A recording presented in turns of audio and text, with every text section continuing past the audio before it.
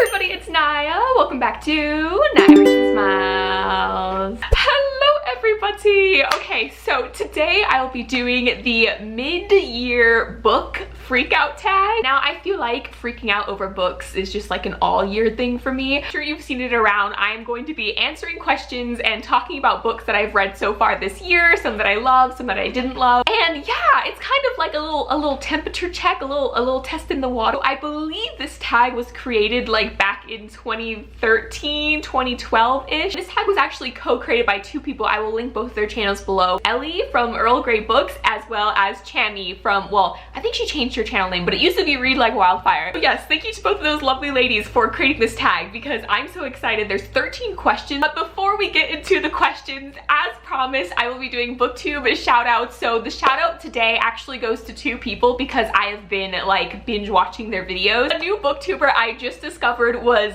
Zoo's Reading Corner. Now she makes amazing videos. She specifically makes Friday Reads videos where every Friday she just kind of casually sits down and talks about the books that she read during the week. She is so lovely. I just love the way she talks about books. The second channel I've been obsessed with is Chanel Time. Hi! I don't know if either of the girls are going to be watching this video, but yeah, Chanel Time. Oh my god, I'm obsessed with her reading vlogs. She is so funny. I love the way she, again, talks about books, the way she just like edits her videos. She's just fantastic. I was actually just watching her older reading vlog where she was reading You by Caroline Kepnes, which is one of my favorite books. But anyways, definitely go check out both those lovely ladies. I will link their channels down below. Okay, let us get into this tag. Question number one is the best book you've read so far in 2019. And this is an awful question because I feel like I've read so many good books this year. Out of everything I've read, I'm gonna have to be biased here and go with Kingdom of Ash. I know everyone who is not a Sarah J Maas fan is probably rolling their eyes right now, but just hear me out, okay? Kingdom of Ash was the very last book in the Throne of Glass series, and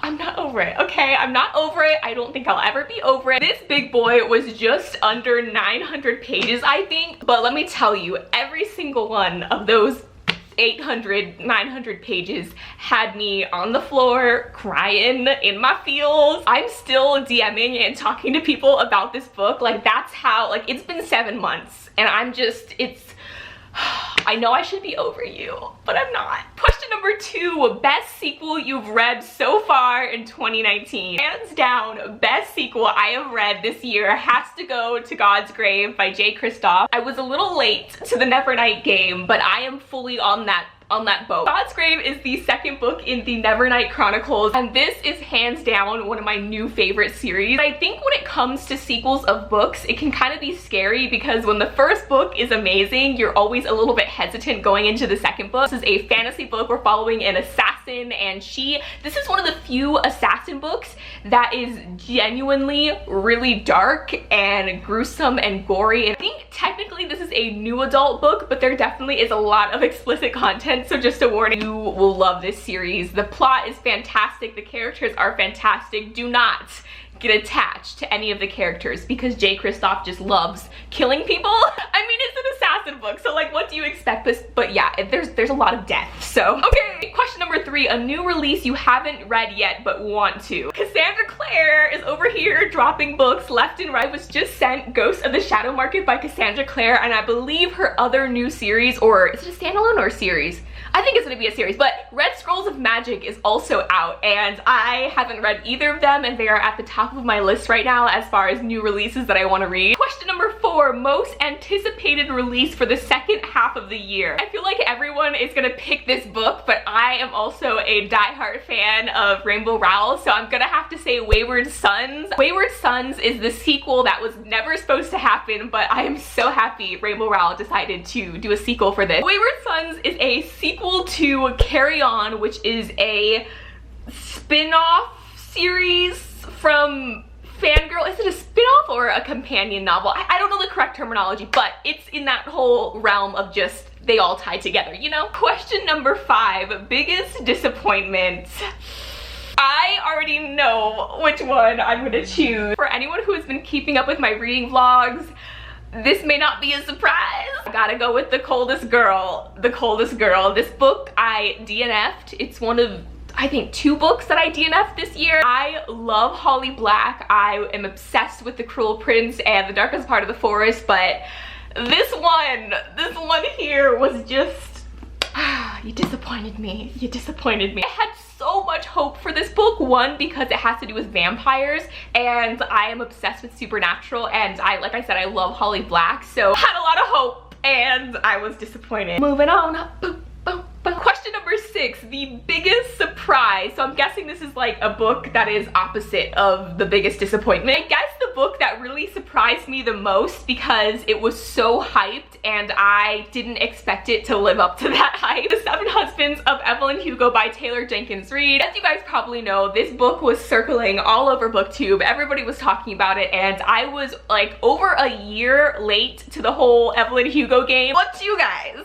I cried. Just like with the other book, I have an entire reading vlog if you want to check it out. This is one of the few books I've read in my life where it just completely lived up to the hype. It was even better than I imagined it was. It was beautifully crafted. I actually want to go back and listen to the audiobook of this just to experience it again in audiobook form. Question number 7, your new favorite author, debut or new to you? My new favorite author at the moment has to be Justin Reynolds. I was sent this book, and you guys know I am not a big contemporary book reader. It takes a lot for me to genuinely love a contemporary book, specifically a YA contemporary book. So this book is about this boy who meets this girl at a party, and he immediately falls in love with her and starts seeing her. Shortly after meeting her, she ends up dying, and he's taken back in time to that moment they met at that party. He just keeps going back in time and is basically tasked with trying to figure out what went wrong and how to save her. So every time he fails, he has to go back in time and do it all over again, and it is just such a good book. I guess it's not entirely contemporary because it does have that like time travel element in it. It was fantastic and sweet. The next question is your newest fictional crush. Okay, so I'm gonna kind of cheat a little bit because I always cheat when I do tag videos. Actually change this to my newest fictional ship, or like 2 characters that I love, specifically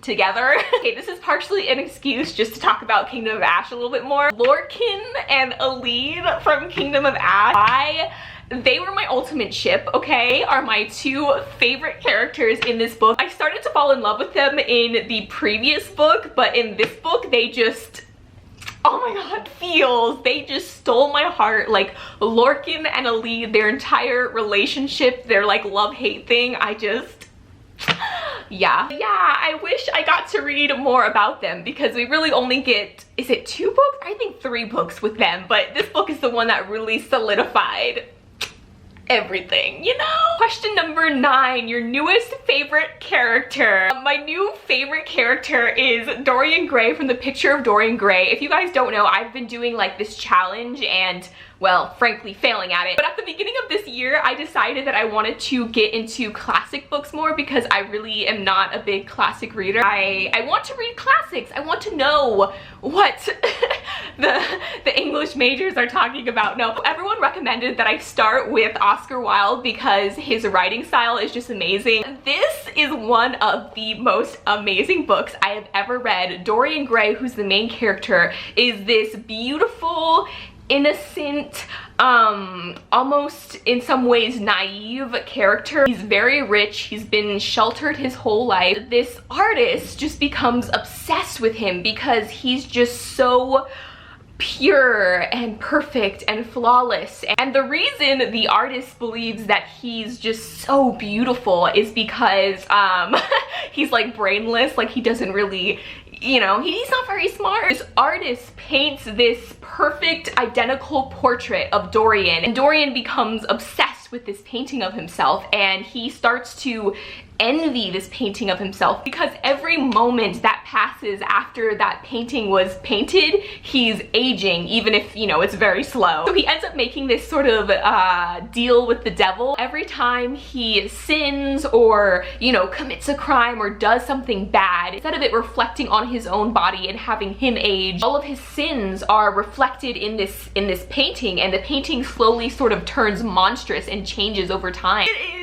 fantastic, and Dorian is such a character. Like, I understand why this book is used in so many English classes and literature classes, because you can just spend hours dissecting Dorian as a character. Question number 10, a book that made you cry. The book that made me cry the most this year has to be Defy Me by Tahira Mafi. This is the 5th book in the Shatter Me series, my favorite series of all time. You just see by the sheer number of sticky tabs that I just, like, oh, this was a ride for me. I love every single character in this book, and every single character came like very close to death in this book, and it was hard. Will always be one of my favorite authors because she just makes you fall in love with her characters and then tries to kill them. Question number 11, a book that made you happy. Pretty much every book makes me happy, even if it also makes me cry. For this one, I'm gonna have to go with Shadow Me, which is a novella in the Juliet Chronicles, which is like in that same series I was just talking about. Shadow Me is book like 5.5 or 4.5, but it is a novella told from Kenji's perspective, who is one of my favorite characters in the series. I was smiling like an idiot the entire time I was reading it because Kenji is such a funny character, and